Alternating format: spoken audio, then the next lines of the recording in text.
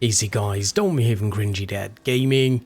So in this video we're just taking a quick look at the new class that's been added to Alien's Fireteam Elite. This is part of their free update and this is the Phalanx. This guy has a shield as his main ability, being able to block certain attacks from aliens. He also has a shock pulse ability as well, which will electrocute nearby enemies, weakening and slowing them.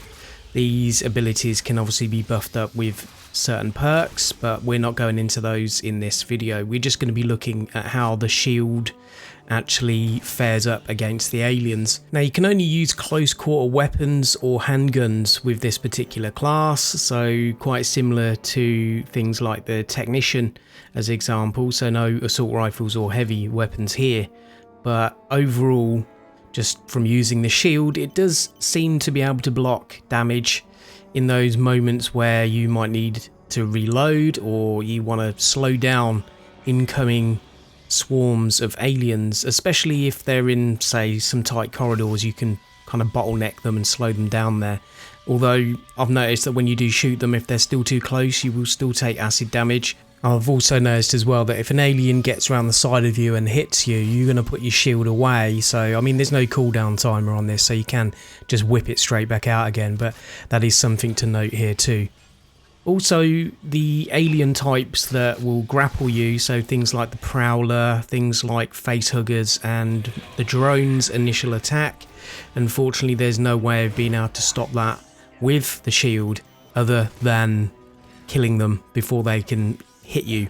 So there is that to bear in mind. I also noticed as well that the spitters, unfortunately their acid still does damage to you. It doesn't seem to stop that. So I mean, I was testing the shield on intense difficulty, so you know the enemies are going to be a little bit harder anyway on that difficulty, but still I felt that the shield is one of those abilities that may come in handy depending on how you want to play as a team.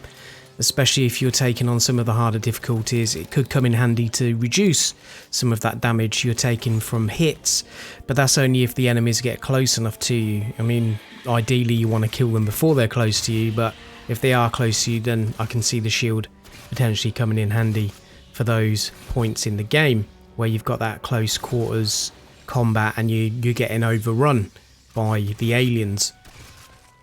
Now, one thing the shield ability does do is if the aliens are hitting the shield, it does build up a damage multiplier, meaning that then your next shot for 3 seconds will do that increased damage.